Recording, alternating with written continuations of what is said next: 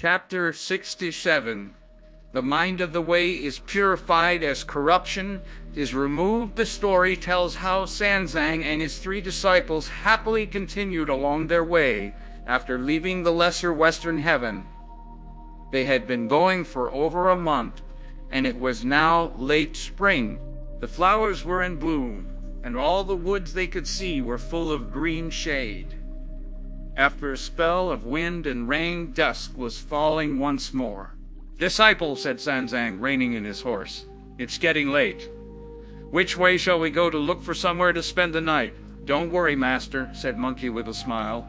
"Even if we can't find anywhere to stay, we 3 all have our skills. Tell Pig to cut some grass and Friar Sand to fell some pines. I know a bit of carpentry. We can make ourselves a hut by the road here, good enough to stay in for a year. Why the rush?" "But this is no place to stay, brother," said Pig. "The mountains crawling with wild beasts like tigers, leopards, and wolves. Mountain ogres and hobgoblins are all over the place. It's hard enough traveling by daylight. I wouldn't dare spend the night here."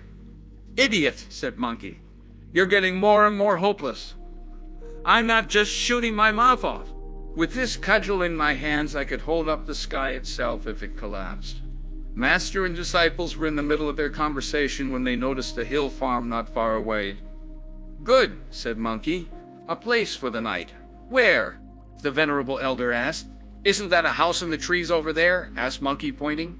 "Let's ask if we can put up for the night there. We can be on our way first thing in the morning." Sanzang was so delighted he urged his horse forward. Dismounting outside the wicker gates, he found them firmly fastened. Open up," he called. Knocking on the gates, they were opened from the inside by an old man with a stick who was wearing rush sandals, a black turban, and a plain gown. "Who's that shouting?" he asked. Putting his hands together in front of his chest, Sanzang bowed in polite greeting and said, "Venerable patron, I am a monk sent from the east to fetch scriptures from the western heaven. As I have reached this distinguished place so late in the day, I have come to your residence to ask for a night's lodging. I beg you to be charitable to us." "Monk," the elder said, "you may want to go to the west, but you'll never get that. This is the lesser western heaven, and it's a very long way from here to the great western heaven. This place alone is hard enough to get out of, to say nothing of the difficulties of the rest of the journey." "Why is it hard to get out of?" Sanzang asked. The old man put his hands together and replied, "About a dozen miles west of our village is a rainy persimmon lane and a mountain called 7 Perfections." "Why 7 Perfections?" Sanzang asked. "It's 250 miles across," the old man replied, "and covered with persimmon. There's an old saying that persimmon trees have 7 perfections. 1. They prolong life. 2. They are very shady. 3. No birds nest in them. 4. They are free of insects. 5. Their leaves are very beautiful after frost. 6. The fruit is excellent. 7. The branches and leaves are big and fat. That's why it's called Mount 7 Perfections. This is a big, thinly populated area, and nobody has ever been deep into the mountain. Every year overripe, rotten persimmons fall on the path, and they fill the rocky lane right up.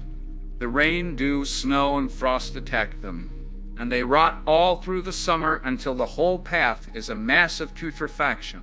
The people round here call it runny shit or runny persimmon lane.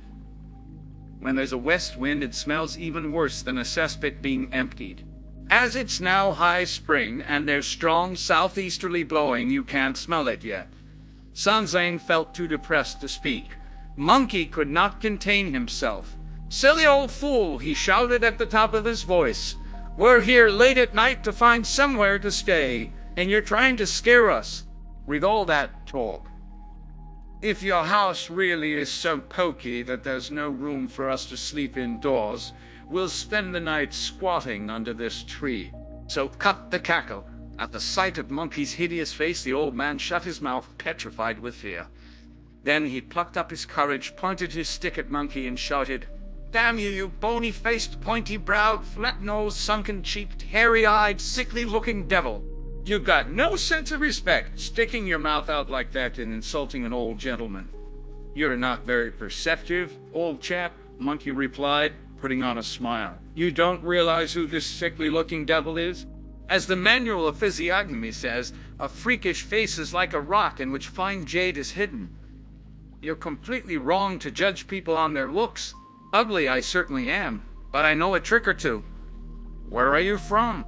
The old man asked. What's your name? What powers do you have? To this Monkey replied with a smile. My home is in the eastern continent of superior body. My conduct I cultivated on the Mount of Flowers and Fruit. After studying with the patriarch of the Spirit Tower Heart Mountain, I learned complete and perfect skill in the martial arts. I can stir up the oceans, subdue mother dragons, carry mountains on my shoulders, and drive the sun along. At capturing monsters and demons I'm champion. Ghosts and gods are terrified when I shift the stars. Great is my fame as Sky Thief and Earth Turner. I'm the handsome stone monkey of infinite transformations. This turned the old man's anger to delight. Bowing to them, he said, Please come into my humble abode and make yourselves comfortable. The four of them then went in together, leading the horse and carrying the load. All that could be seen to either side of the gates were prickly thorns. The inner gates were set in a wall of brick and stone that had more thorns on top of it, and only when they had gone through them did they see a 3-roomed tiled house. The old man pulled up chairs for them to sit on while they waited for tea to be brought and gave orders for a meal. Soon a table was brought in and set with wheat gluten, yanshur, sweet potatoes, radishes, mustard greens, turnips, rice and sour mallow soup. Master and disciples all ate their fill. After the meal, Pig pulled Monkey aside and whispered, Brother, the old bloke wasn't going to let us stay at first. Now he's given us this slap-up meal. Why? It wasn't worth very much, was it?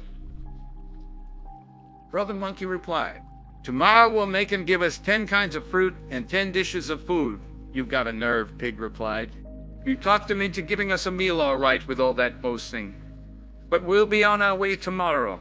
How can he give you things? Don't be so impatient, said Monkey. I've got a way to cope. Dusk soon started to draw in. The old man brought a lamp, and Monkey asked with a bow, What is your surname, sir? The old man replied. I suppose this must be Live Village, Monkey continued. No, said the old man. This is Tuoluo Village. Over 500 families live here. Most of them have other surnames. I am the only one called Lai. Benefactor Lai, Monkey replied. With what kind intentions did you give us that ample meal? Just now you said that you could capture evil. Monsters, said the old man. We have a monster here that we'd like you to capture for us, and we will, of course, reward you generously. Monkey then chanted an awe of respect and said, I accept your commission. Just look at him, said Pig, asking for trouble. The moment he hears there's a demon to catch, he's nicer to him than he would be to his own grandfather. He even chanted, now, first, you don't understand, brother, said Monkey.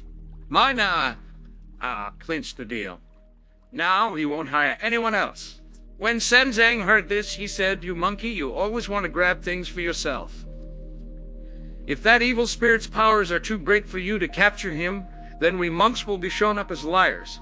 Don't be cross with me, master, Monkey said with a smile. Let me ask some more questions. What else? The old man asked. This fine village is on an open plain, and a lot of people live here, said Monkey. It's not remote and isolated. What evil spirit would dare come to your door?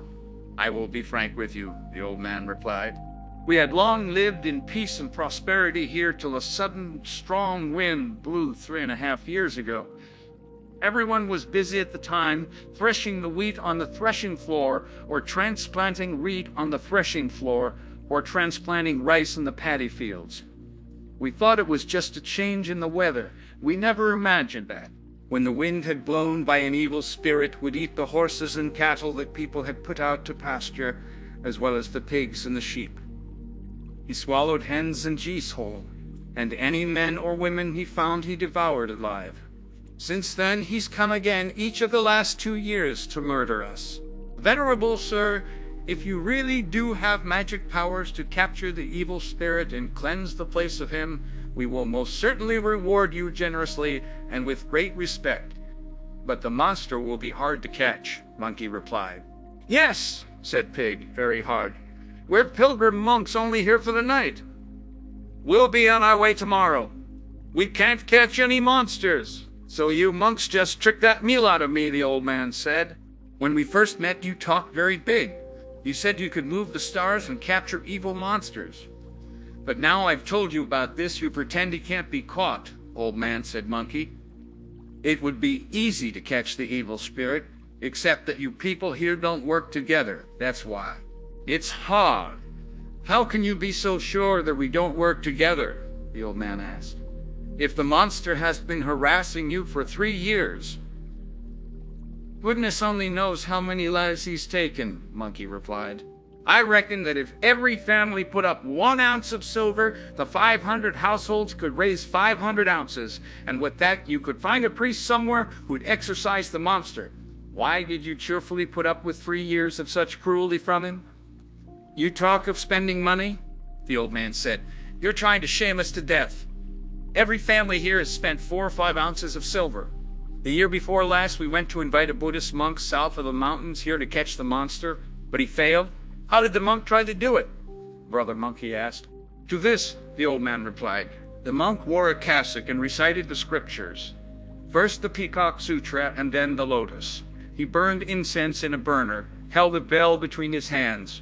His reading of the scriptures alarmed the evil spirit, who came straight to the farm amid his wind and cloud. The monk fought with the spirit, and it was a splendid sight. One of them landed a punch, the other grabbed at his foe. The monk had the advantage of having a hairless head, but soon the demon had won, and gone straight back to his clouds. When the wound had dried in the sun, we went up close for a look. The monk's bald head was smashed open just like a ripe watermelon. In other words, laughed Monkey, he lost. He just paid with his life, the old man replied. We were the ones who lost. We had to buy his coffin, pay for his funeral, and give compensation to his disciple. That silver wasn't enough for the disciple. He's still trying to sue us. He won't call it a day. Did you hire anyone else to catch the demon? Monkey asked. Last year we invited a Taoist priest to do it, the old man answered. How did he try? Monkey asked. The Taoist, the old man replied, wore a golden crown on his head and magic robes on his body. He sounded his magic wand, used charms and water too. He made gods and generals do his will, captured demons and goblins. A wild wind howled and roared, while black fog blotted all out. Demon and Taoist were evenly matched. They fought till nightfall, when the fiend went back to the clouds. Heaven and earth were clear, and all of us people were there. We went out to search for the priest. Found him drowned in the mountain stream. When we fished him out to look, he was like a drenched chicken. In other words, said Monkey with a smile, he lost too. He only paid with his life, but we had to spend a lot of money that wasn't really necessary, the old man replied. It doesn't matter, Monkey said. It doesn't matter, Monkey said. Wait till I catch the demon for you. If you've got the power to catch him, I'll ask some of the village elders to write an undertaking to give you as much silver as you want when you've defeated him. You'll not be a penny short. But if you lose, don't try to extort money out of us. We must each accept the will of heaven, old man, said Monkey. They've got you terrified of extortion. We're not like that. Send for the elders. The old man was delighted. He sent his slaves to invite 7 or 8 old men from among his next-door neighbors, his cousins, his wife's family, and his friends. They all came to meet the strangers, and when they had greeted the Tang priest, they cheerfully discussed the capture of the demon. Which of your distinguished disciples will do it? They asked. I will, said Monkey, putting his hands together in front of his chest. You'll never do, never, said the old man with horror. The evil spirit's magic powers are enormous, and it's huge too. Venerable sir, you're so tiny and skinny you'd slip through one of the gaps between its teeth. Old man, said Monkey with a smile.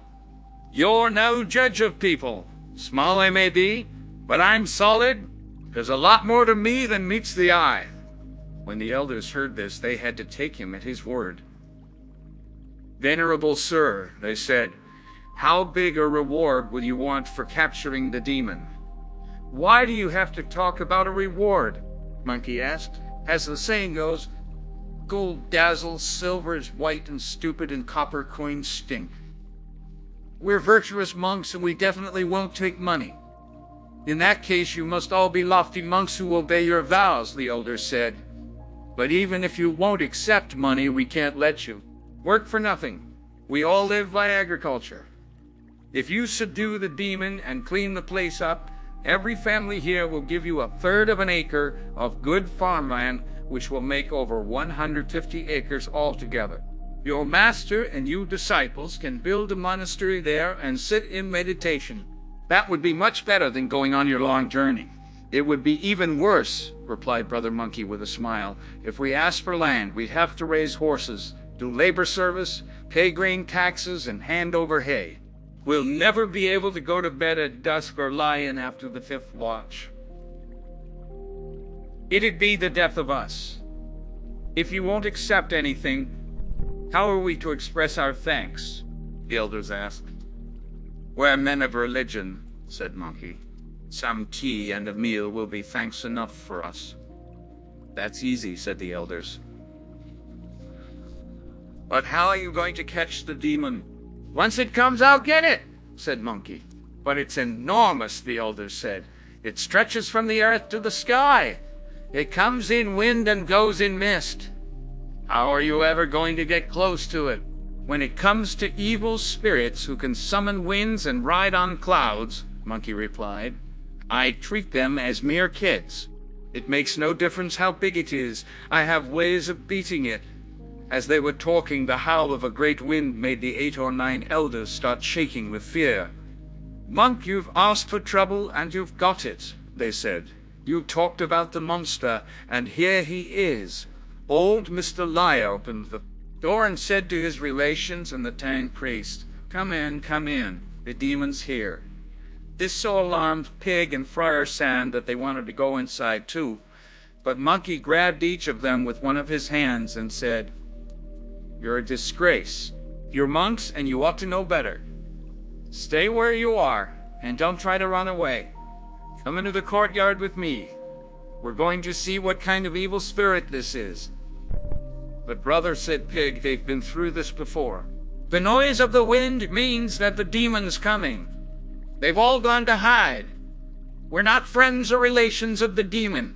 We've had no business dealings with him. What do we want to see him for?" Monkey was so strong that with no further argument, he hauled them into the courtyard and made them stand there while the wind blew louder and louder. It was a splendid wind that uprooted trees and flattened woods, alarming wolves and tigers, stirred up the rivers and oceans to the horror of ghosts and gods, blowing the triple peaks of the great Mount Hua all upside down, shaking the earth and sky through the world's 4 continents. Every village family shut fast its gates, while boys and girls all fled for cover. Black clouds blotted out the Milky Way.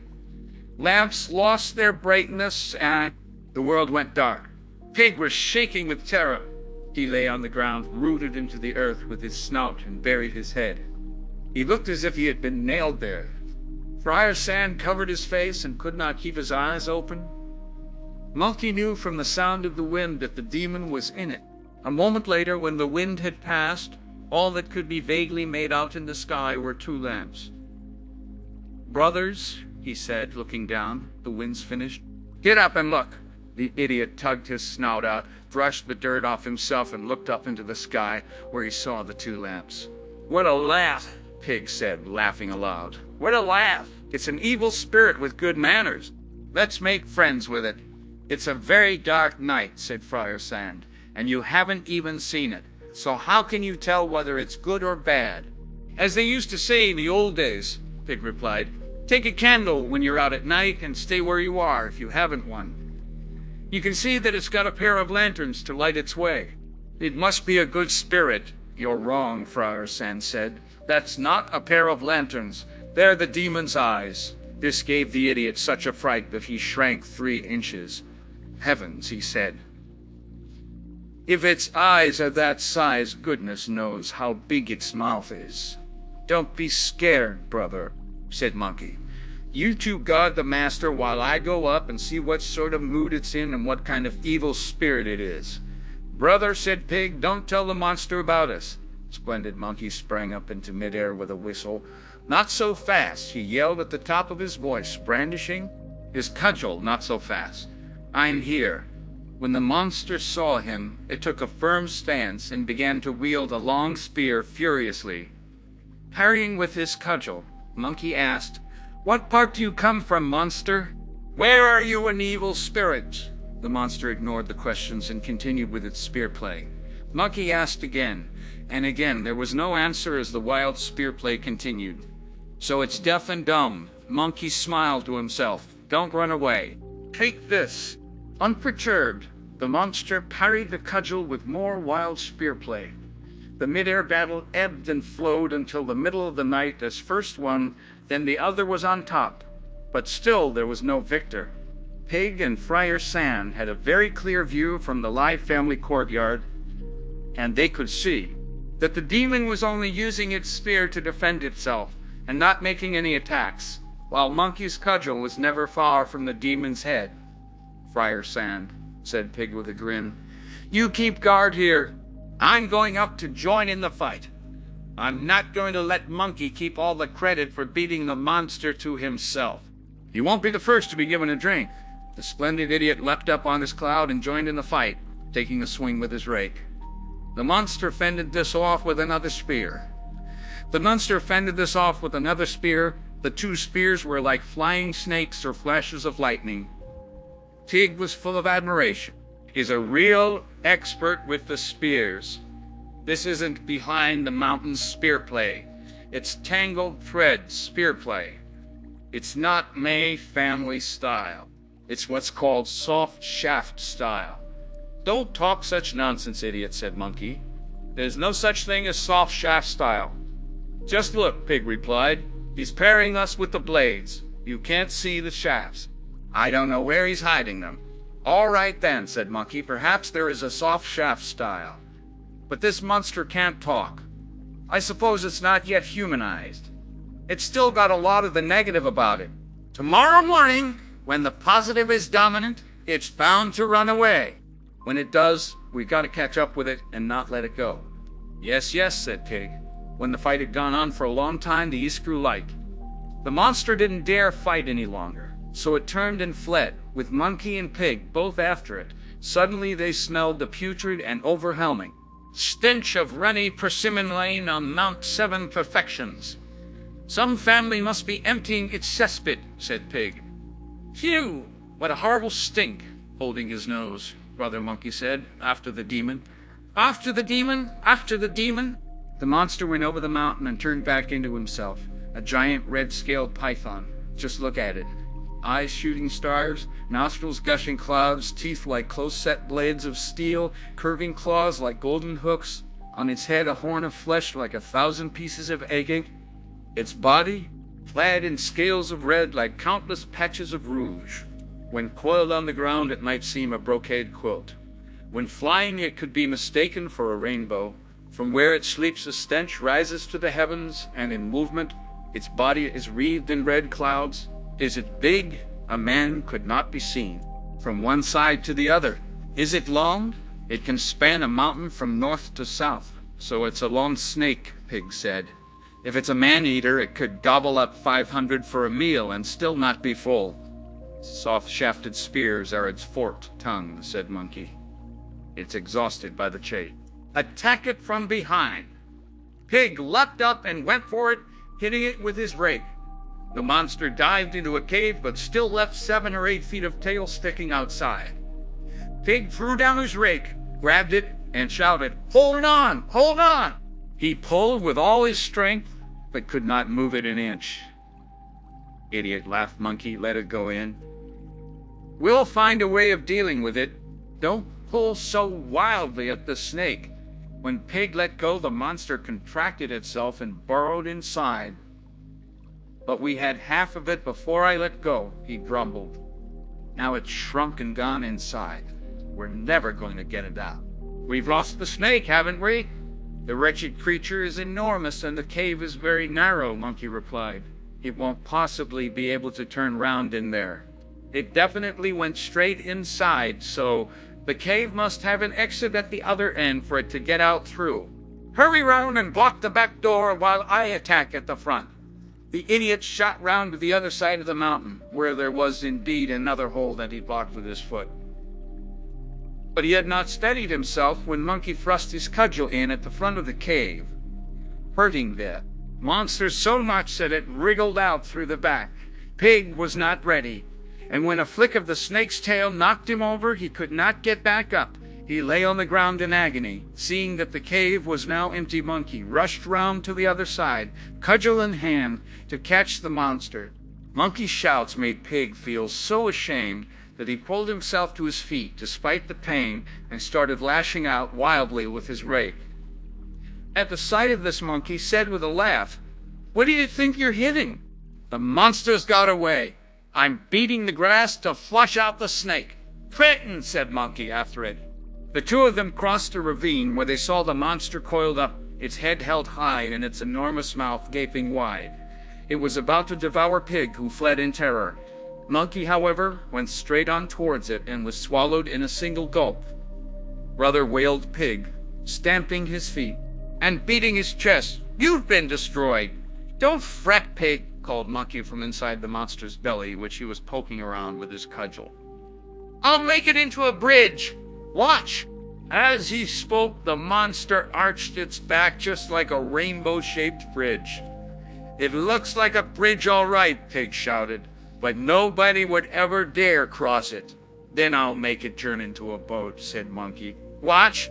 He pushed out the skin of the monster's belly with his cudgel, and with the skin against the ground and its head uplifted, it did look like a riverboat. "It may look like a boat," said Pig, "but without a mast or sail it wouldn't sail very well in the wind."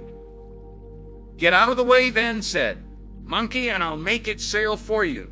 He then jabbed his cudgel out as hard as he could through the monster's spine from the inside and made it stand some 60 or 70 feet high, just like a mast. Struggling for its life and in great pain, the monster shot forward faster than the wind, going down the mountain and back the way it had come for over 7 miles until it collapsed motionless in the dust. It was dead. When Pig caught up with the monster, he raised his rake and struck wildly at it. Monkey made a big hole in the monster's side, crawled out and said, "Idiot! It's dead and that's that." "Why go on hitting it, brother?" Pig replied. "Don't you realize that all my life I've loved killing dead snake?" Only then did he put his rake away, grab the snake's tail, and start pulling it backwards. Meanwhile, back at Tuul village, old Mr. Lee and the others were saying to the Tang priest, "Your 2 disciples have been gone all night, and they're not back yet. They must be dead." "I'm sure that there can be no problem," Sanzang replied. "Let's go and look." A moment later, Monkey and Pig appeared, chanting as they dragged an enormous python behind them. Only then did everyone feel happy. All the people in the village, young and old, male and female, knelt down and bowed to Sanzang, saying, "Good sirs, this is the evil spirit that has been doing so much damage. Now that you have used your powers to behead the demon and rid us of this evil, we will be able to live in peace again." Everyone was very grateful, and all the families invited them to meals as expressions of their gratitude, keeping master and disciples there for 6 or 7 days, and only letting them go when they implored to be allowed to leave. As they would not accept money or any other gifts, the villagers loaded parched grain and fruit on horses and mules, hung with red rosettes and caparisoned with flags of many colors, to see them on their way. From the 500 households in the village, some 700 or 800 people set out with them.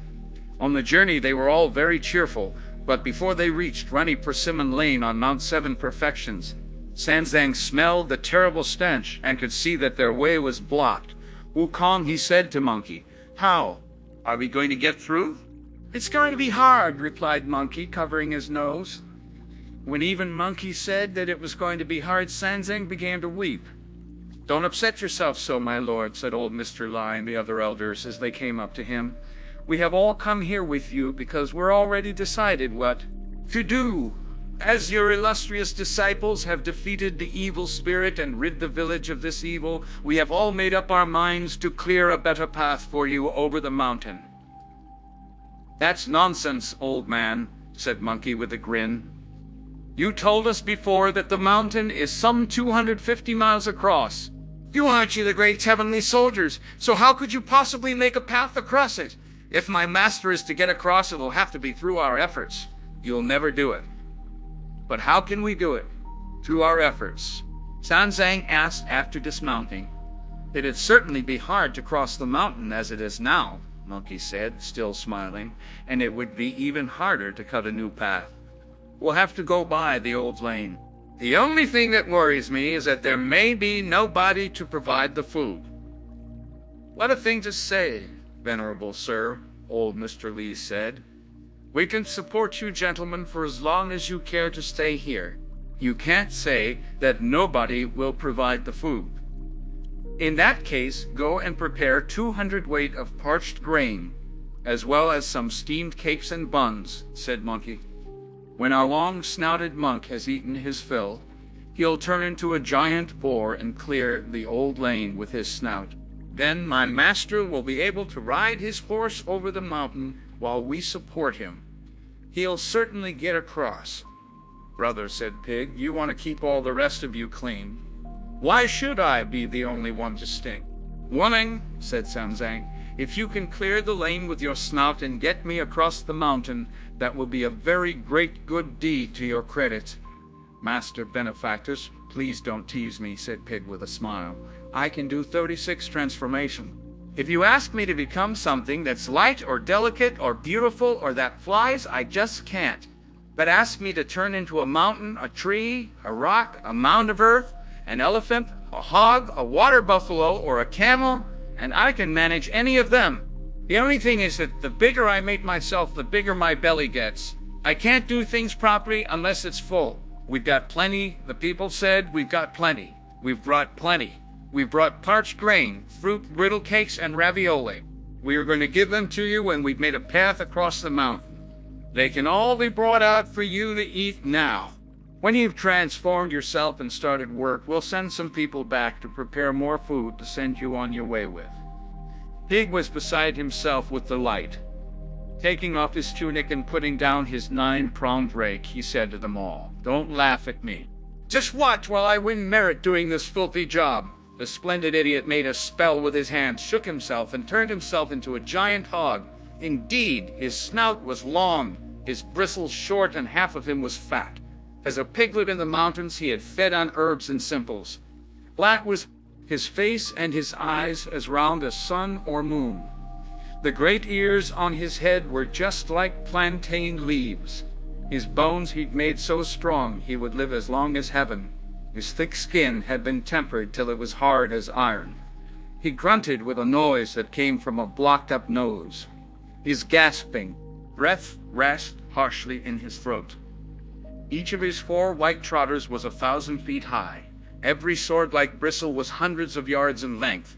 Since pigs were first kept and fattened by mankind, never had such a monster porker been seen as this today. The Tang priest and the rest were full of admiration for Marshal Tian Peng and his magic powers.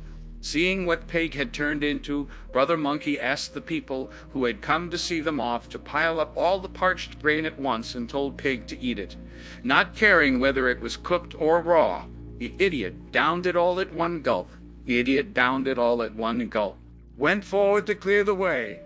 Monkey told Friar San to take his sandals off and carry the luggage carefully, and advised his master to sit firm in the carved saddle. Then he took off his own tall boots and told everyone else to go back. Could you be very kind and send some more food as soon as possible to keep my brother's strength up?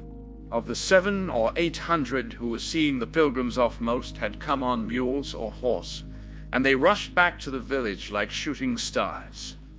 The 300 who were on foot stood at the bottom of the mountain to watch the travelers as they went away.